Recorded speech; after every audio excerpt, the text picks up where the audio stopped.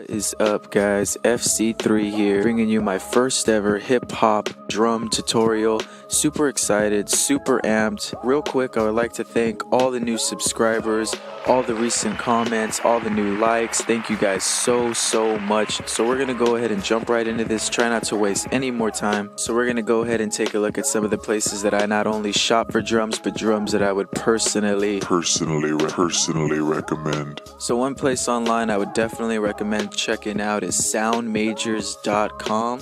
And that's going to be the vibe appreciation kits. They got quite a few of them. They're all still free. If you're looking for a variety of drums with high quality sounds, head over to soundmajors.com. Alright, so this next kit I would definitely recommend to all the boom bap lovers out there.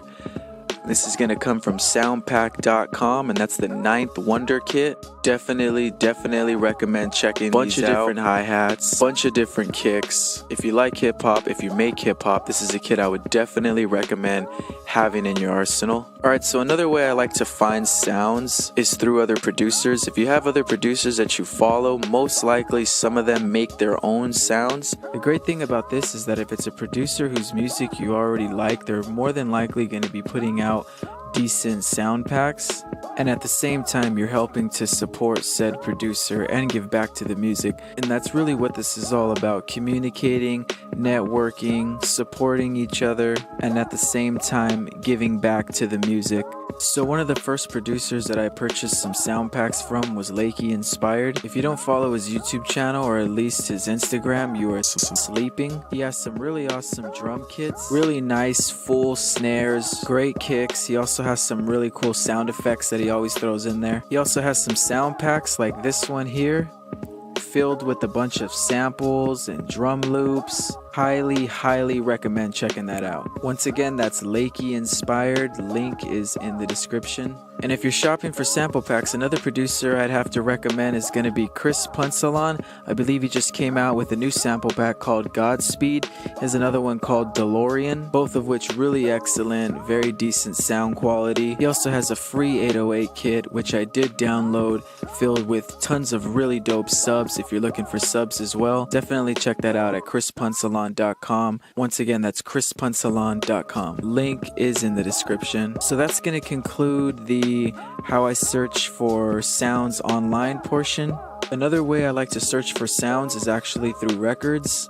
Now, I recognize not everybody is necessarily into collecting records like I am, or necessarily has the time to sit there and dig through hundreds of records to try to find certain kicks and snares that they like. So they actually have quite a few records like these that you can purchase just about anywhere online. So essentially it's one record filled with a bunch of different breaks and cuts from other records all put onto one record, and they make tons of different volumes of those for your own convenience. I picked up a couple of them myself. Now I'd have to say I was not disappointed.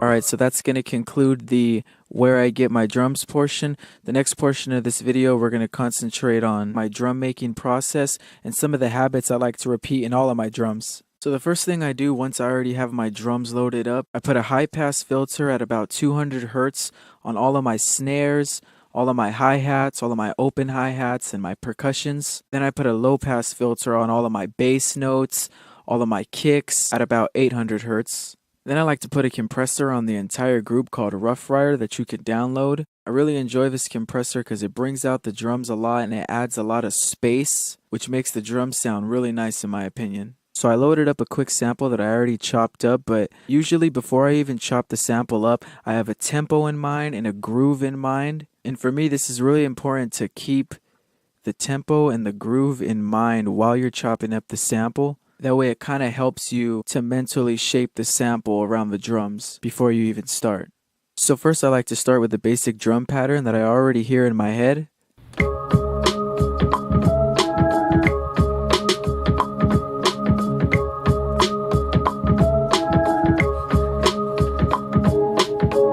And then I'll quantize everything. I hear a lot of producers say that they don't quantize because they feel like it makes their beats sound a lot more robotic. And let me real quick just say that there really isn't a right way. Well, I shouldn't say there isn't a right. There's definitely a wrong way, but there really isn't a right way to make beats.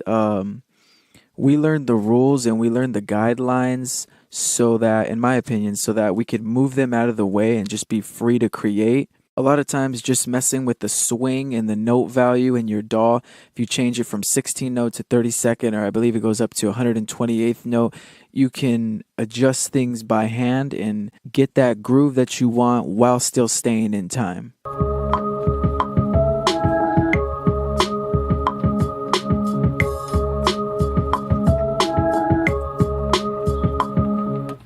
So as you can hear right away, it sounds very robotic, especially the kick. So the first thing I'm going to do is go into that kick, highlight that kick, and kick the swing up to about 55%.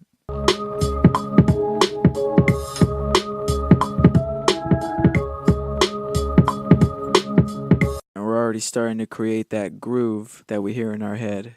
One of the next things I like to do is start layering some other snares on top of the existing snare that I have. So I've loaded up a couple other snares.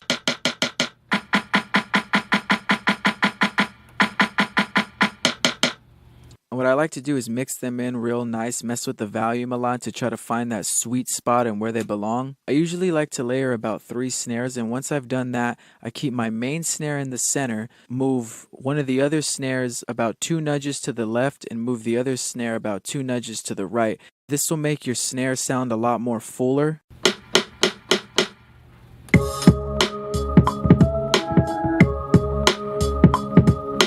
As you can hear, we just took that snare to a whole nother level. Next thing I like to do is mess with the hi-hat velocity. So I'll select the hi-hat, go into velocity, and that'll allow me to control getting rid of that robotic sound in the hi-hat. Being that originally I was a drummer, I like to get the hi-hat to sound as real and natural as possible with uneven hits. Don't be afraid to take your time and find a nice pattern that fits within your swing and within your groove.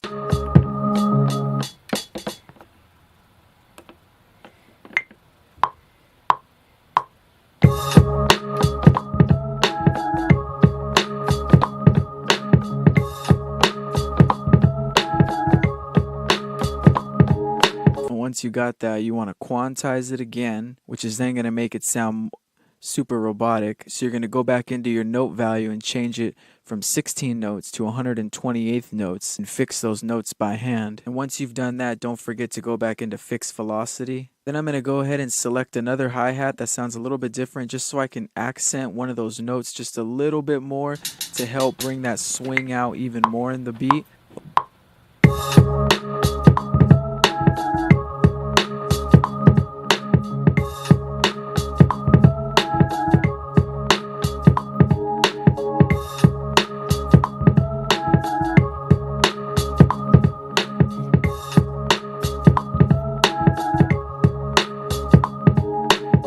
A lot of times adding very simple and subtle things can make your drum sound all the more realistic. Once we got that, we're going to quantize that again so that we know everything's staying in line. And then next, we're going to do the same thing to the kick drum. I'm going to select the kick drum, go into velocity, and find a kick that's reasonably lower but not too low. And every single time that I double that kick, I'm going to replace it with a lower kick, just to again really try to make these drums sound as natural and as real as possible.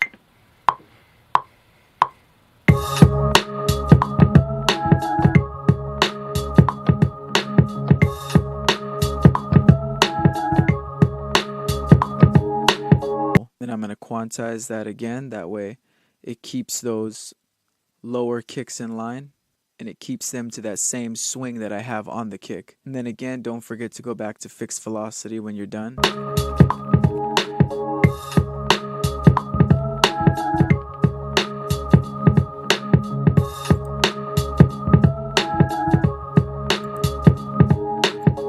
A lot of times adding the most subtle stuff can really take your beat to the next level. Sometimes I like to add little vocal stabs or vocal chops over the beat just to help glue everything together. And like I said, again, a lot of times simplicity is key with hip hop. You want to add the right elements very subtly, but also give the beat enough room to breathe.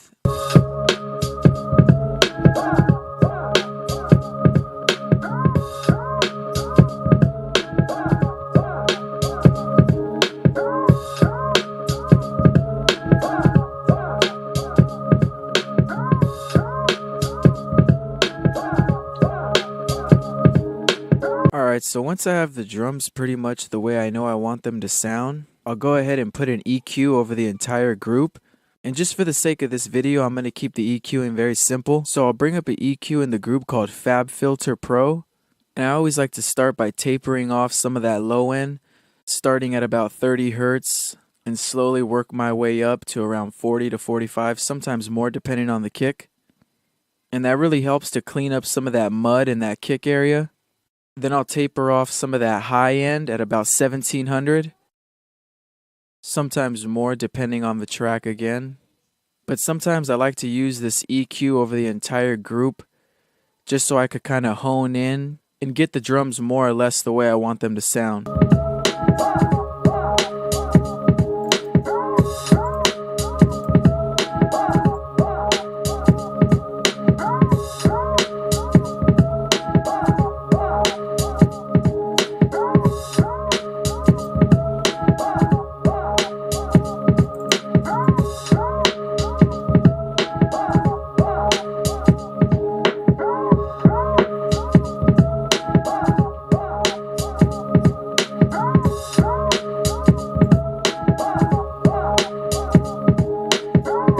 And that's going to be a wrap, guys. Thank you so much for checking out my very first hip-hop drum beat tutorial. If you have any questions or you were confused about anything, hit me up in the comments below. Don't forget to like the video and subscribe for so much more content. If you haven't checked out my most recent beat tape, Beats to Rhymes, please do. 12 tracks, all instrumentals, made and produced by me. Got some old school, some hip-hop, some trap music, something for everyone. Check it out. Let me know what you think. Link will be in the description. I'll also be putting the links to where I found some of those beats at in the description below. Also, if you guys have any more suggestions on tutorials or any more content you want to see, hit the comment section down below. Thanks so much again, guys. If you're not following me already on all social media platforms, that's at FC Sounds with a Z. Again, that's at FC Sounds with a Z at the end. I'm going to play a quick snippet of the beat before we get out of here, alright? Peace.